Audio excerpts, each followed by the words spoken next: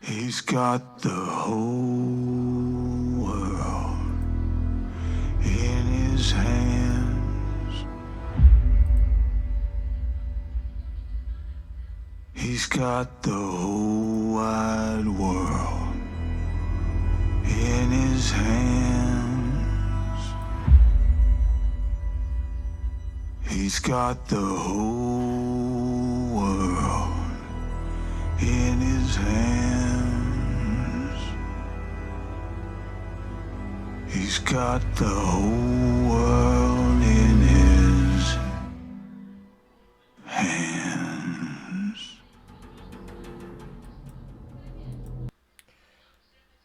Salut tout le monde, et oui, on continue malheureusement avec cette grande tristesse. Je vais mettre de la musique, vous inquiétez pas. J'ai juste oublié de le mettre, voilà, c'est bon. Voilà, on continue bien évidemment, on pense fort bien évidemment à Bray Wyatt, sa famille, Jojo, bien sûr, son frère, Bo Dallas, son père, Mike Rotunda, c'est-à-dire IRS. D'ailleurs, la WWE a continué à rendre hommage à WWE Raw, à ce qui s'est passé, puisque oui, regardez, on a cette image avec cette chaise. C'est Rockin' Chair, bien évidemment, avec notamment ce qui s'est passé. On rappelle bien évidemment que ce samedi, d'ailleurs pas ce dimanche, ce samedi, il, il y aura, pardon, il y aura WWE Payback qui aura lieu. Et on va bien évidemment regarder tout ça, analyser, décortiquer et essayer de savoir justement si les choses sont allées. C'est la dernière, c'est la der des der en tout cas pour WWE Raw. Et justement, on va essayer de décortiquer ce qui s'est passé. Vous avez vu, il y a eu un main event. Becky Lynch faisait face à Zoe Starks dans un Full Count Anywhere match. Il y avait également un segment avec Seth Rollins. On a retrouvé également par exemple un match par équipe entre les Viking Riders et les New Day. Il y avait un match entre, déjà on va parler tout de suite avec Sami Zayn qui faisait face, lui, alors mettons la caméra comme ça, Sami Zayn qui faisait face à, tout simplement Sami Zayn qui faisait face à Damien Priest, concrètement Mr. Money in the Bank. Et puis, il y a eu également plein d'autres choses, avec par exemple un Chad Gable qui notamment affrontera Gunther à Payback, mais qui notamment a fait face à Ludwig Kaiser. Et voilà, il y a pas mal de choses comme ça. Il y a eu également les Viking Riders, j'en ai parlé. Ciampa qui a battu Bronson Reed aussi. La réalité avec Rhea Ripley et Omik Mysterio, on va en parler aussi.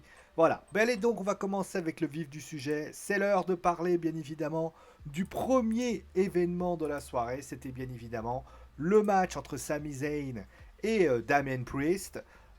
Comme opener, c'était un excellent opener, clairement. C'était un excellent opener et j'ai pris beaucoup de plaisir à suivre ça. Bon, l'intervention de JD McDonald, qui finalement ne plaît toujours pas à Damien Priest. Alors, on voit notamment, bien sûr, on continue encore une fois sur cette story. Alors, on a appris d'ailleurs que Kevin Owens et Sami Zayn allaient défendre leur ceinture face à Damien Priest et Finn Balor. Alors moi, j'ai pas de problème avec cette idée-là. Le problème que j'ai avec ce choix de défier Damien Priest et Finn Balor, c'est qu'à un moment donné, la semaine dernière, il fallait donc leur laisser gagner. Ça aurait été logique, ça aurait pu donner quelque chose. Alors oui, ils ont justifié ça par le fait que la semaine dernière, ils gagnent par disqualification, mais j'ai envie de te dire, ça reste quand même globalement décevant. Deuxième chose aussi, l'absence de Kevin Owens et d'ailleurs l'absence totale du Judgment Day, ça aussi on va en parler. C'est-à-dire qu'on a un Judgment Day qui a priori est toujours dans les parages, on n'a pas vu un Finn Balor. Pourquoi Finn Balor n'était pas là? Alors, certes, ils ont fait venir JD McDonald, mais j'ai envie de te dire, moi, Finn Balor, je l'attendais, c'est quand même un équipier. Et d'ailleurs, ça confirme aussi quelque chose. On a vu que Kevin Owens n'était pas là. Encore une fois, on le répète, je pense que Kevin Owens ne s'est toujours pas remis de sa blessure. Il a fait un retour express. Ça aussi, j'ai pas compris non plus pourquoi on ne laisse pas Kevin Owens au repos alors que, bien évidemment, la WWE pourrait le faire se reposer. Encore une fois, ça colle pas. Alors oui, Rhea Ripley a dit que si jamais il n'y avait pas la victoire de Kevin Owens, enfin de Judgment Day à Payback, eh bien il y allait avoir un changement, il y allait avoir des changements qui allaient avoir lieu. Il y a des rumeurs qui disent que Damien pourrait quitter le Judgment Day et que bah, forcément, je pense que JD McDonald prendrait sa place. Mais concrètement, on va pas se leurrer. euh, Au vu de ce qui se passe, j'ai très peur pour les ceintures par équipe de Kevin Owens et de Sami Zayn pour la simple et bonne raison que bah, Montréal désormais est passé. Ça y est, hein, le séjour au Canada est désormais derrière nous. Alors, il y a possibilité, mais moi, ce qui m'inquiète, pour dire, c'est pas forcément ça, c'est que Kevin Owens n'est pas à 100%. Alors certes, il peut peut-être faire quelques petites choses de ci, de là, mais vous avez vu, il est très protégé, on fait très attention à ce qu'il peut faire, ça peut démontrer quelque chose, c'est que bah, forcément, étant peut-être pas encore à 100%, il peut peut-être, bah, les ceintures peuvent bouger. Après, il y a aussi l'Inde qui est dans les parages aussi, on sait que l'Inde, a priori, aurait quelques touches et on parle notamment voilà, de d'Indushare qui pourrait les défier. Oui, mais alors à ce moment-là, peut-être qu'il y a autre chose. Mais moi, je suis très inquiet par rapport à Kevin Owens. Mais après, j'espère me tromper pour ainsi dire. Le deuxième, j'ai parlé de ça. On va parler bien évidemment de LA Knight. LA Knight qui est venu, enfin LA Miss Knight, on va appeler ça comme ça, Miss Knight, qui était donc là et qui a donc imité LA Knight avec des yay, qui a notamment commencé voilà, à s'exprimer pour ainsi dire. Il s'est moqué, voilà, il s'est moqué, il a trouvé que LA Knight était pathétique. Il a notamment fait encore référence à la Modern Era avec des Hell Yeah version Stone Cold Steve Austin. Et au finalement, eh bien, et il continue avec ses catchphrases et il dit voilà finalement que le jeu, comme j'ai dit, ce sera le Miz Yeah. Bon, c'est du classique de voir un lutteur se déguiser en autre lutteur pour un peu le parodier. C'est ce qu'a fait le Miz. Est-ce que ça m'a plu? Ouais, sans plus. Sans plus parce que pourquoi j'ai pas trouvé que c'était dingue? Parce qu'en fait, LA Knight est en phase ascendance, le Miz n'est pas réellement en phase ascendance. Et le fait qu'il parodie, moi j'aurais préféré, à la limite, j'aurais préféré, je le dis clairement, c'est quand il y avait eu Stone Cold Steve Austin et qu'à un moment donné on avait eu notamment Kevin Owens avec ça avait duré un petit temps, ça n'avait pas permis de faire quelque chose. Là, j'ai envie de dire, ce que j'aurais peut-être préféré, après c'est mon avis, hein, j'aurais préféré que le Miz soit le Miz en fait. Là, la parodie, etc., à la limite, j'aurais préféré que, je sais pas, il se passe autre chose parce que là, c'est vrai que, bah, étant donné qu'il est pas super dingue, donc voilà. Mais voilà ce qu'il en est. Voilà. Ensuite, on a eu alors la victoire des Viking Riders contre les New Day. Alors, il faut savoir que Ivor donc, a lancé Kofi Kingston sur Drew McIntyre et Riddle, qui était d'ailleurs en ringside à la table des commentateurs. McIntyre, à ce moment-là, veut lancer la chaise sur Eric. Et en fait, c'est Xavier Wood qui la prend en pleine tronche.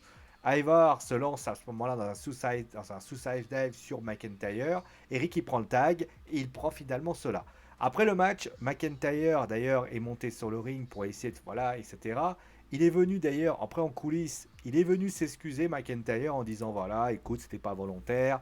J'espère que voilà, tu comprends. Il a dit d'ailleurs que la semaine prochaine, eh bien, il y aura certainement un combat qui va avoir lieu entre les Viking Riders et Riddle et McIntyre, pour ainsi dire. On est en train de revoir les Arcade Bro en fait. Regardez ce qui se passe. La Arcade Bro est en train, donc là on va la baptiser autrement. Ce que je veux dire, c'est qu'ils savent que Randy Orton ne reviendra pas de suite. Et ils sont en train de recréer une Arcade Bro version McIntyre et Riddle. Donc on peut appeler ça, je sais pas, le Scottish Bro, ou je sais pas comment ils vont l'appeler, le McEnbro, je sais pas. Mais en tout cas, on est en train de revivre la même chose. Et c'est les New Day qui sont là. Ah, les New Day, souvenez-vous, alors certes, ils n'ont pas fait la même chose parce que les New Day sont potes avec McIntyre et Riddle, mais concrètement, tu as la même morphologie, la même construction qui est baptisée là-dessus. Là, il y a eu un lançage de chaise. D'ailleurs, on a vu le regard de Kofi qui a dit que les mecs vont vouloir travailler en équipe. Mais concrètement, c'est aussi un désaveu quand même de mettre McIntyre et Riddle, sachant qu'il y a des bonnes équipes. Les Viking Riders servent juste pardon, alors que je rappelle quand même qu'il y a quasiment, allez, on va dire un an, les mecs ont commencé à monter en puissance, avec notamment une gimmick intéressante, le Valhalla, Là, honnêtement, là, on retrouve du Viking Rider relativement banal. Et les New Day, qui à la limite sont là pour mettre en avant la nouvelle équipe, pourquoi pas. Mais concrètement, j'ai trouvé ça d'une pauvreté abyssale. Parce que voilà, concrètement, on est en train de refaire la Arcade Bro. Et ça me plaît pas. Voilà. Ensuite, on a eu un segment juste avant. On a parlé de Chad Gable. Alors, Chad Gable qui ne défendra pas à Payback, contrairement à ce que j'ai dit, puisqu'il le défendra à WWE Raw la semaine prochaine. Voilà. Sans plus. Voilà. Alors, le match entre Ludwig Kaiser et Chad Gable était pas mal. Voilà. Très, très bon match entre les deux. Franchement, super intéressant. Après, bon, il y a eu notamment la disqualification. L'intervention d'Otis. À ce moment-là, Ludwig Kaiser a essayé de se relever et a aidé Giovanni Vinci à en sortir. Les Imperium ont attaqué Gable et ils ont finalement c'était au sol. Sans plus, voilà, c'était logique. À un moment donné, euh, notre cher Gunther, il est là pour être dominant un petit peu. C'est ce qu'il fallait faire. Alors, moi, j'aurais fait quelque chose un peu plus dingue. Alors d'ailleurs, ça a été fait notamment à All In. D'ailleurs, bon pay-per-view à All In d'ailleurs, hein, pour ceux qui voudraient savoir le regarder. J'aurais quand même proposé à ce que il y ait un que Maxime Dupri soit plus alarmiste, si vous voulez. Je veux dire, si les Acclaim a pu porter une leg drop sur, alors je pourrais pas vous donner le nom de la demoiselle, moi j'aurais trouvé ça assez cohu que Dupri, à un moment donné, se mette sur le ring et encore une fois, on parle d'autoroute. Tu as Gable qui est dans un sale état, qui s'est fait attaquer. À la limite, moi j'aurais préféré que Gable se retrouve au sol et qu'à ce moment-là, on a Maxime Dupri qui monte sur le ring, qui essaie de protéger. Et à ce moment-là, tu vois Kaiser qui lui dit Eh, tu l'aimes bien le mec. Et il commence un peu. Alors, je sais que ça peut paraître un peu. Ouais, demoiselle en détresse, la princesse Peach et tout ça. Mais concrètement, je trouve que ça aurait été tellement puissant, quitte à dire à Gunther, Gunther aurait pu très bien dire voilà, je vais te mettre. Alors après, il aurait pu lui mettre une powerbomb, mais à la limite, il aurait pu faire un truc avec Kaiser qui aurait pu avec Dupri qui aurait pu le séduire pour essayer de gagner du temps. Ça aurait pu être intéressant, ça aurait pu raconter quelque chose. Après, on voit enfin, c'est pas vraiment des tensions, mais plus un général qui reprend ses troupes. Mais concrètement, j'ai été globalement, voilà, tout simplement, j'ai été globalement voilà, après, voilà, c'est du classique et ça me plaît pas. Après, on a eu. Alors, je vais enlever ma façon, vous voyez. Attendez, bougez pas, je fais une connerie. Voilà. On va mettre comme ça. Alors, on a ensuite le segment de Seth Rollins. Seth Rollins qui a dit qu'il avait passé une longue semaine, donc voilà, il a dit que il voulait Shinsuke Nakamura. Il lui dit bah écoute, Nakamura, tu veux jouer, viens t'amuser avec moi. Et il s'avère que Nakamura ne vient pas. Il lui dit bah bon, je sais pas. Et il s'avère que Nakamura arrive sur le Titantron, enfin il dit voilà, qu'il veut décimer Seth Rollins, il a la raison pour laquelle Seth Rollins ne peut plus marcher avec sa fille, et tout ça, qui va le briser, et encore une fois on joue avec le mind game pour ainsi dire. Et là Seth Rollins lui dit à un moment donné, bah c'est tout ce que tu as à me proposer. C'est ça la vidéo du légendaire Nakamura, celui qui a notamment levé les foules au Tokyo Dome, celui qui a été on va dire une icône à NXT. Alors, il lui dit, après, elle lui dit, moi, c'est lui dit, moi, oui, mon dos est cassé, mais ça m'a pas empêché d'être champion. Il va lui dire, voilà. Et là, Nakamura apparaît, lui met un frappe dans le dos, et finalement, eh bien, elle lui porte un coup de pied pour ainsi dire. Encore une fois, je comprends l'intention, mais je comprends pas. Je me dis qu'on aurait pu faire autrement. Nouvelle fois, je comprends l'intention. On essaye d'apporter un petit drama, justement en disant Kevin Owens. D'ailleurs, juste, je vais parler après de Kevin Owens. Donc, Kevin Owens, vous voyez, il ne lutte pas. Pourquoi il ne lutte pas?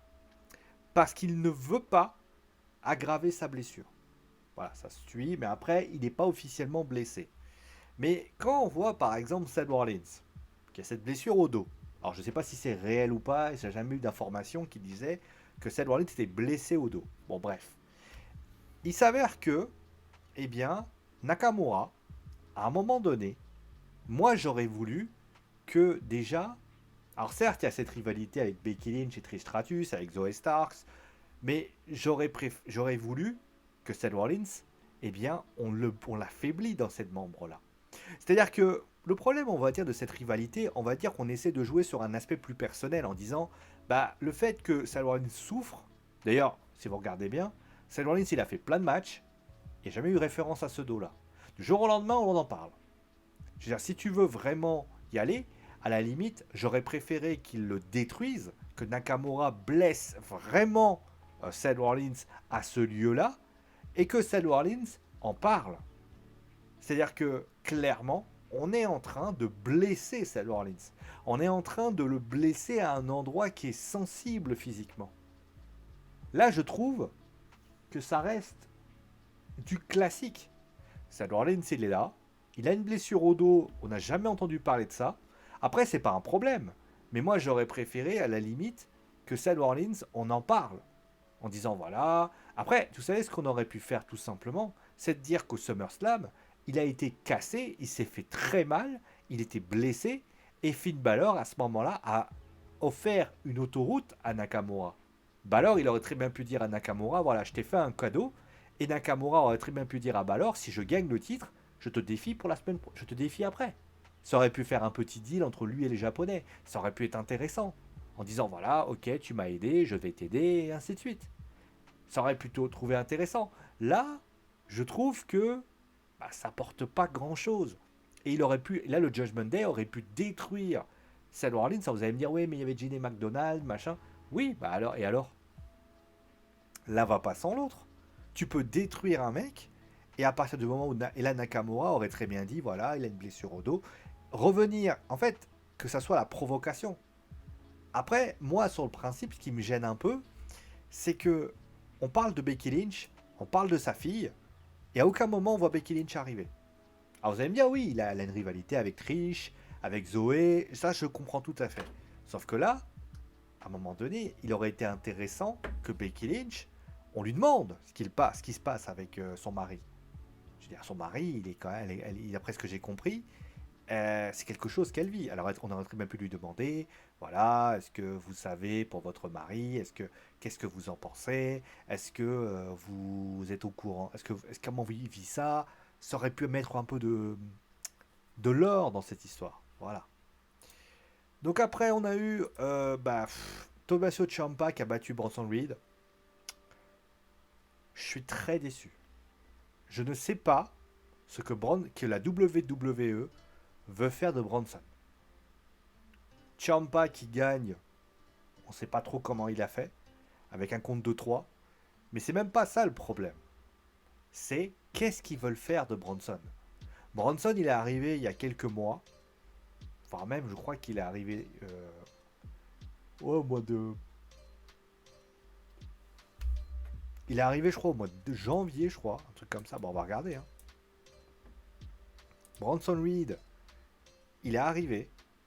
Il a fait son retour le 19 décembre 2022.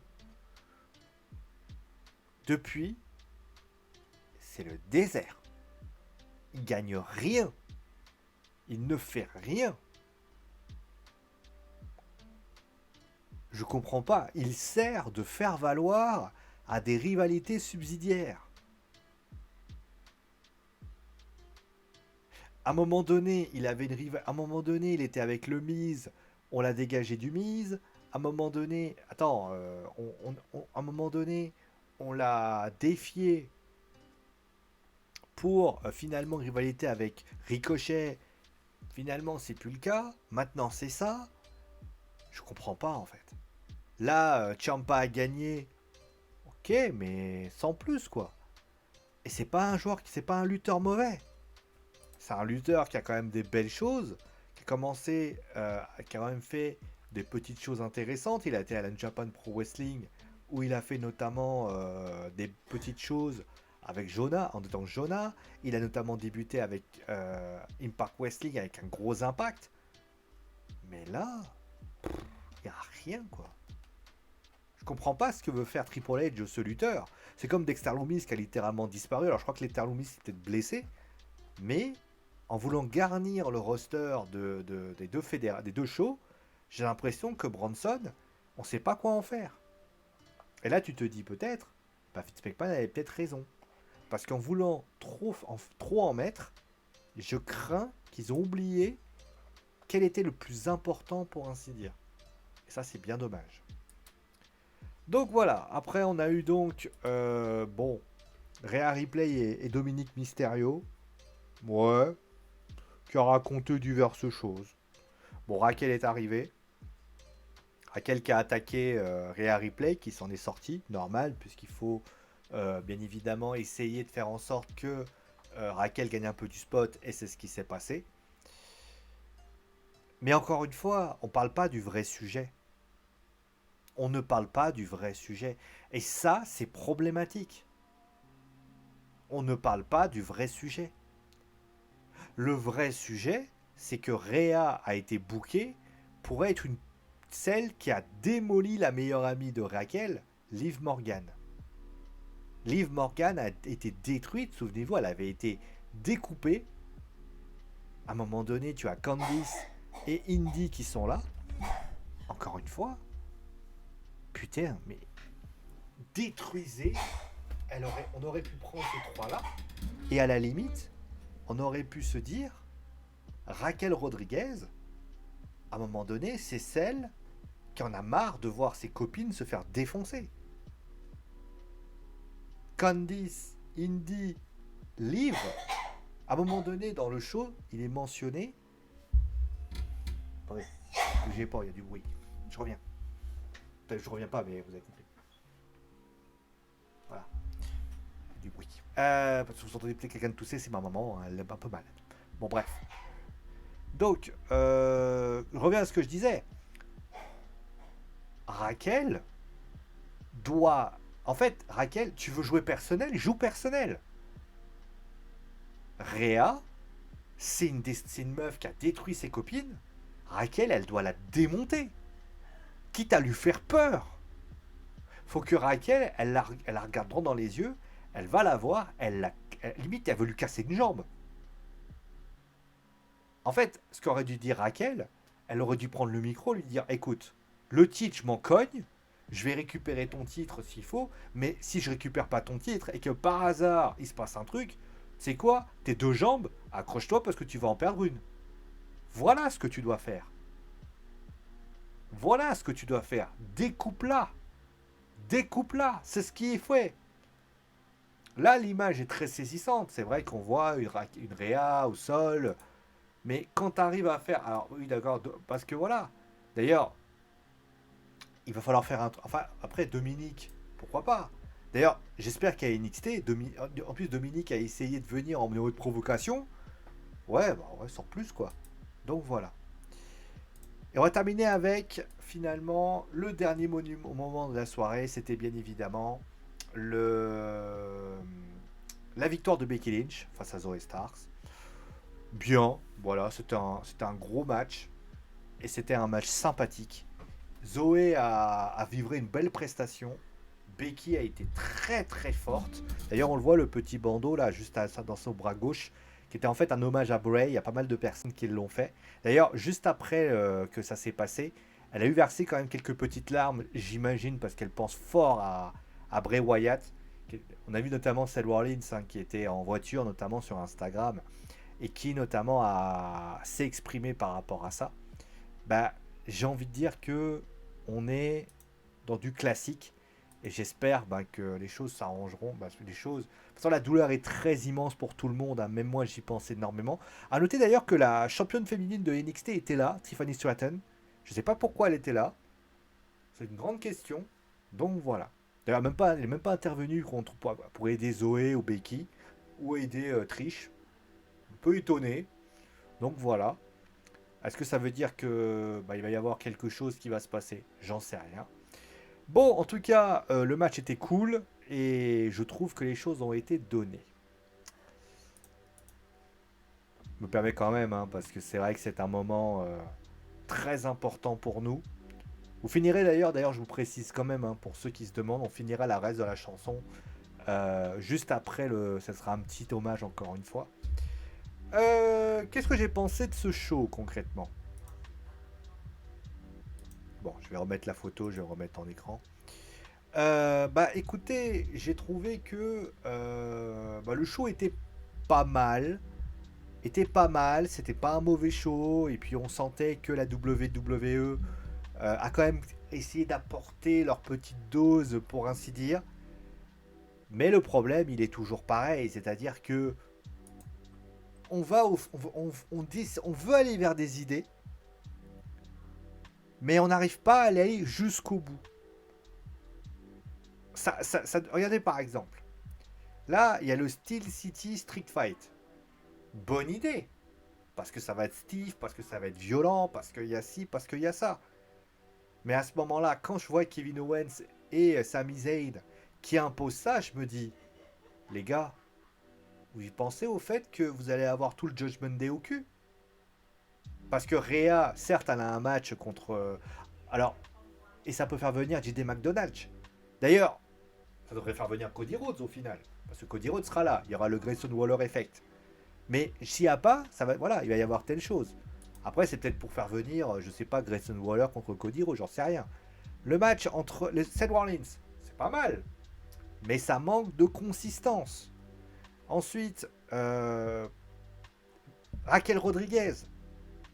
T'as l'impression qu'on veut te raconter le fait qu'elle a été blessée. Parce que c'est elle qui est blessée en premier.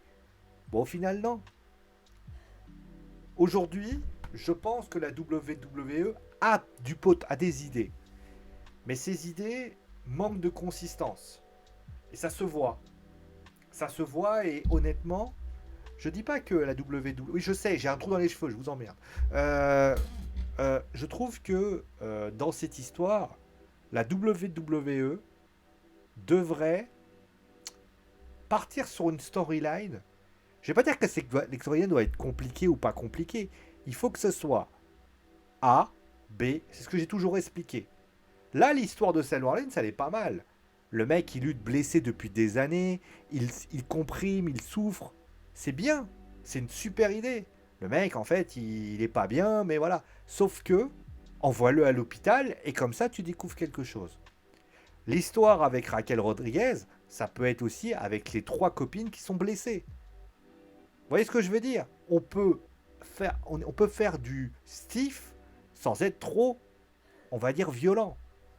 Je suis d'accord avec vous. Et voilà, le comportement qu'ils ont avec Bronson Reed, dont on ne comprend pas réellement. Ciampa qui gagne, qui a un ancien thème, etc. Où littéralement, je me demande d'ailleurs qu'est-ce qu'ils veulent en faire. Le Miz qui devient LA Knight. Ouais. Mais quand c'était le Rock, ça faisait rêver. Là, on est globalement assez anecdotique. En fait, je vais pas dire que le show n'est pas regardable. Le show se regarde, il n'y a pas de problème là-dessus. Mais j'ai le sentiment un peu désagréable que la WWE